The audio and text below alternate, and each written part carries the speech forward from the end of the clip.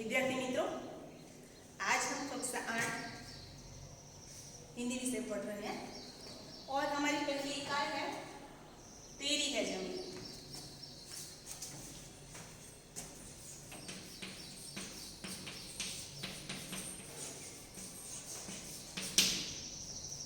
और ये जो कविता है हमारी, वो एक प्रार्थना गीत है।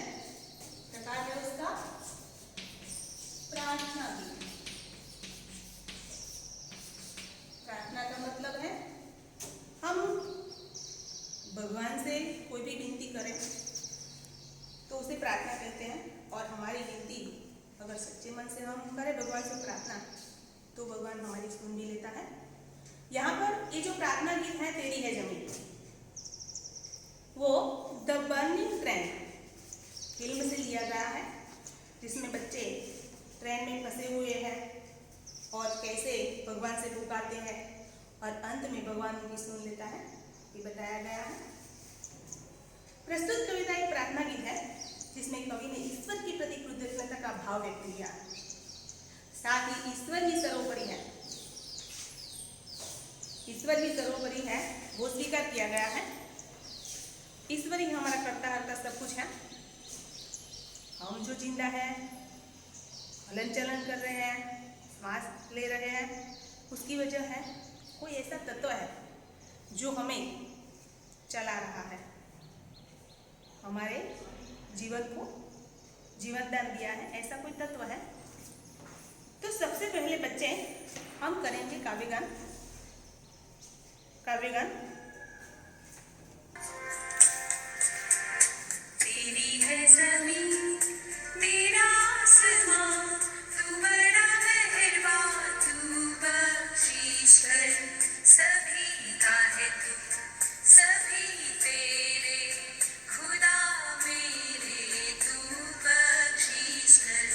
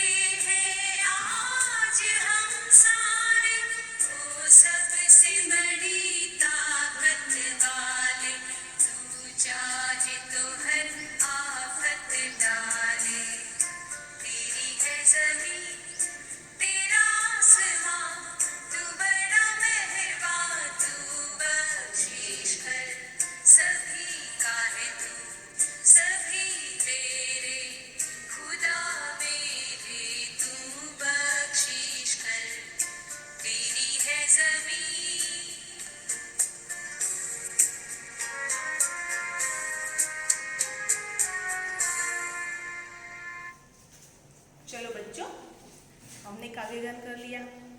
अब कविता का भावार्थ समझ लेते हैं। तो ये जो कविता है, उस कविता में कहा गया है कि तेरी है जमीन, यानी ये जो जमीन है वो तेरी है। जमीन यानी जमीन, शब्दार्थ लिखते हैं हम।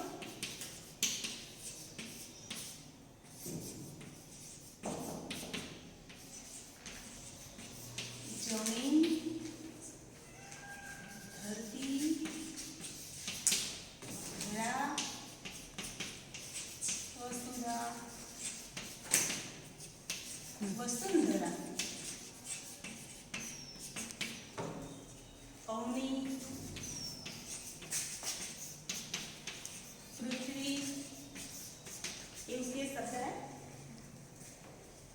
ये शब्द लिखने के पीछे उद्देश्य ये है कि जब आपको समानार्थी शब्द कोई भी पूछा जाए, मानो कि धरती शब्द आपको दिया गया है, तो धरती का शब्द उसका समानार्थी हम कोई भी लिख सकते हैं। लेकिन ओएमआर में अगर हम पूछा जाए 4 शब्दों में से 3 शब्द गलत है और उनमें से कोई भी शब्द रखा गया, तो आप उनमें से लिख सकते हैं कि सही कौन सा है। बराबर। अब हम आगे जाते हैं कि तेरा है आसमान। आसमान मतलब आकाश।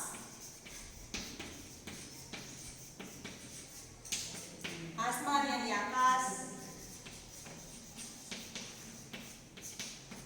अंतरिक्ष,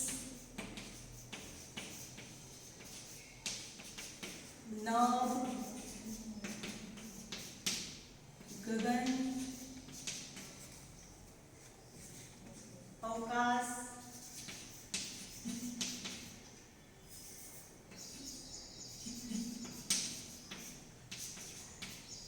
ये सारे शब्द हैं उनके।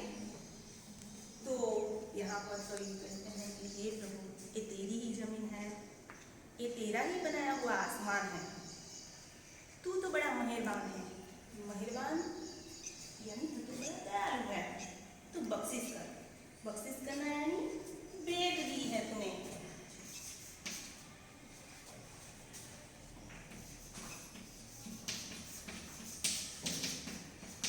भेंट, उसे हम तोहफा भी कर सकते हैं। बख्शिश, भेंट, तोहफा, इंग्लिश में कहे तो गिफ्ट। सभी का है, तुम सभी दे रहे, हम सब तेरे हैं और तू हम सब का है।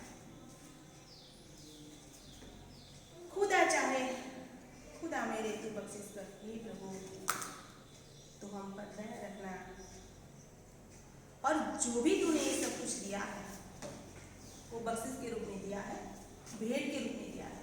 ये जो सारी प्रकृति है, ये सारा सौंदर्य है, वो सब तेरी ही बख्शिश है, तेरी ही देन है। प्रभु ने सब कुछ दिया है। इस धरती पर देखो, नए पेड़ पौधे अलग अलग तरह तरह के बनाए हैं। सभी पेड़ को देखो, सबकी पत्तियां अलग अलग है। एक ही धरती है, फिर भी उनमें से हम अलग अलग तरह के रस निकाल सकते हैं। कड़वा, खट्टा, मीठा, जंजीर ले यानी लालू, तो उसे भी अदरक, उसका रस भी ऐसा, मिर्च, तो इसी तरह अलग अलग प्रकार के रस पैदा किए हैं। और ये जो प्राणी पक्षी दिए हैं, यानी हम सब मानव के चेहरे देखो, प्रभु की रचना को देखो, उन्होंने सबके चेहरे बनाए हैं, लेकिन सबके चेहरे अलग अलग। सारी दुनिया ढूंढ निकालो, लेकिन हमारा जैसा आपको नहीं मिलेगा, यानी हम जैसे चेहरे कोई भी नहीं मिलेगा। अगर चेहरे, कई लोग कहते हैं कि जुड़वा भाई हैं, दोनों अलग, दोनों एक ही हैं, लेकिन कोई ना कोई इनमें खूबी तो है जो उसे अलगाव बनाती है, अलग बनाती है। चाहे उसके बाल अलग हो, उसकी आंखें अलग हो, उसकी हेयर स्टाइल अलग हो, या कोई पतला हो, या कोई मोटा हो।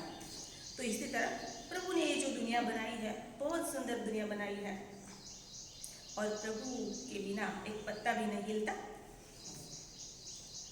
फिर बच्चे कहते हैं, कवि कहते हैं बच्चे से कि खुदा मेरे तू बख्शिश कर, तेरी मर्जी से ही मालिक हम इस दुनिया में आए हैं। भगवान की मर्जी से ही हम इस दुनिया में आए हैं। अगर भगवान चाहे तो हमें इस दुनिया से ले भी जा सकता है, और भगवान चाहे तो हमें यहाँ रख भी सकता है। एक उदाहरण देती हूँ कि जैसे 10वीं मंजिल पर यानी 10वीं बिल्डिंग पर कोई व्यक्ति है, अगर नीचे गिर जाए तो मौत भी हो सकती है, और प्रभु की इच्छा हो तो वो जिंदा भी बच सकता है। अगर किसी को ठोकर लगी वो भी चल बसता है, और 10वीं मंजिल वाला बच सकता है। उसके पीछे वजह क्या है? भगवान की मर्जी। भगवान चाहे तो रखें, भगवान चाहे तो हमें यहाँ से ले जा सकते हैं, यानी भगवान के आगे कुछ नहीं। हम यहाँ आए हैं, सब लोग धन दौलत सब कुछ इकट्ठा करते हैं, लेकिन किसी को भी पता नहीं कि हम कब चले जाएंगे। भगवान की मर्जी से ही हम यहाँ पर आए हैं और चले जाएंगे। एक दुनिया, एक संसार, एक बाग है, और उस बाग में हम खिलते हुए फूल, कब हम चले जाएंगे वो तो उसकी ही मर्जी है। फिर आगे कवि ने बताया कि तेरी रहमत से हम सब ने ये जिस्म और जब आए हैं। रहमत है कृपा, दया।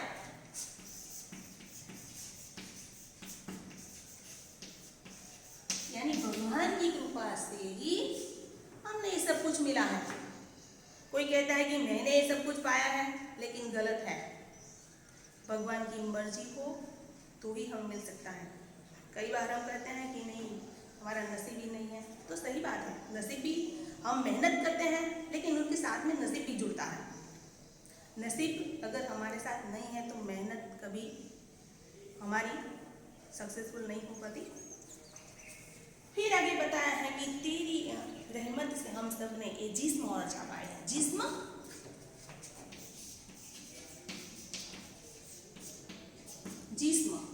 यानी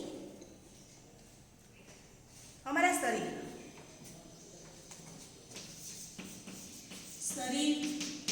और भी कई सारे शब्द हैं, जैसे बहू, तन, देह, काया, ये सारे शब्द हैं जिसमें है शरीर। तो तेरे ही दया से हमने ये शरीर पाया है, और तेरी ही दया से जा पाए। जा का मतलब है जीवन, प्राण।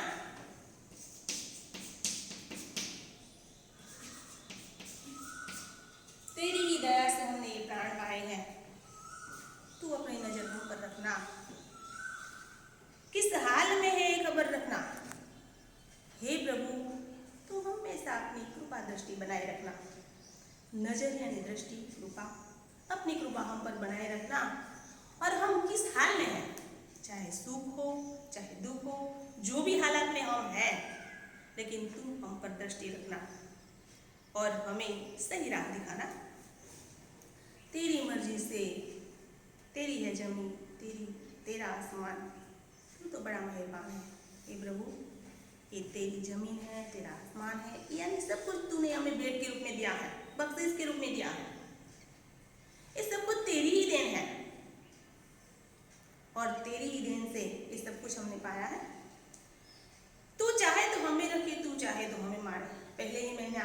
मैंने पहले ही बता दिया है कि प्रभु की इच्छा हो तो हम जिंदा रह सकते हैं, और प्रभु की इच्छा नहीं है तो हम यहाँ जिंदा नहीं रह सकते। प्रभु की मर्जी के बगैर एक पत्ता भी नहीं हिलता। भगवान की मर्जी है तो ये सब कुछ है। फिर कवि कहते हैं कि तेरे आगे झुका के सर खड़े हैं आज हम सारे। हम सब तेरे आगे अपना सर झुका के, सर यानी मस्तक,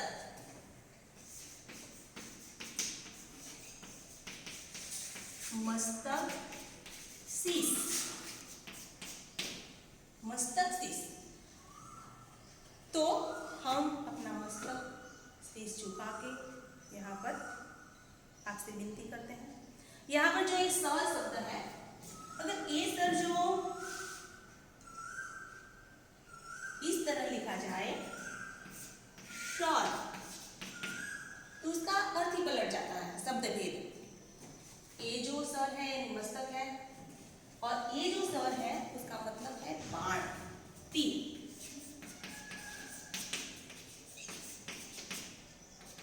कभी कभी हम लिखने में गलत लिखते हैं, जिसकी वजह से हमारा सारा शब्द पलट जाता है, उसका अर्थ पलट जाता है।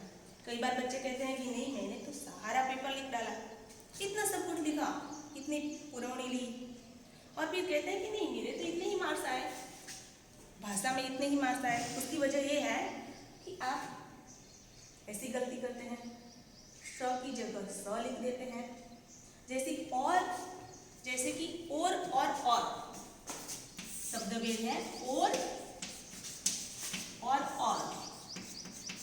अगर एक मात्रा हम कम कर दे या ज्यादा लिख दें तो उसका अलग क्या अर्थ बन जाता है, और यानी नी तरफ, नी तरफ।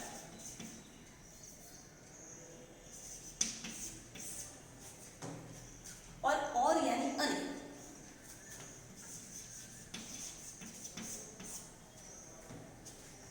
ये जो एक मात्रा कम होती है या ज्यादा लिख देते हैं तो उसका सारा जो वाक्य है पलट जाता है।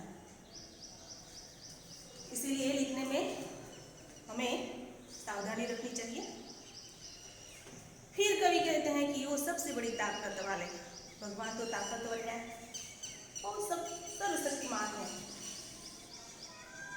और उसके आगे कुछ भी नहीं चलता हमारा।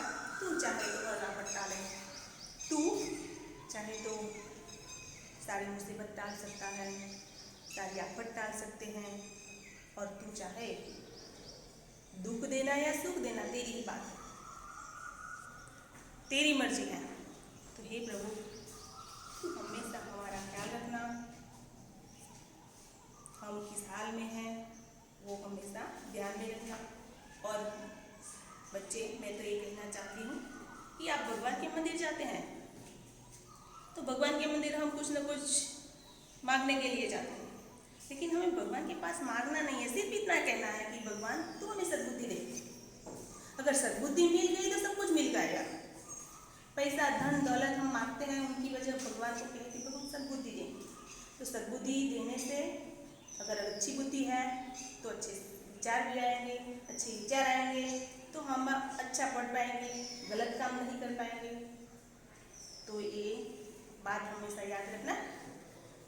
तो ये जो हमारी कविता है वो कविता यहाँ पर पूर्ण होती है।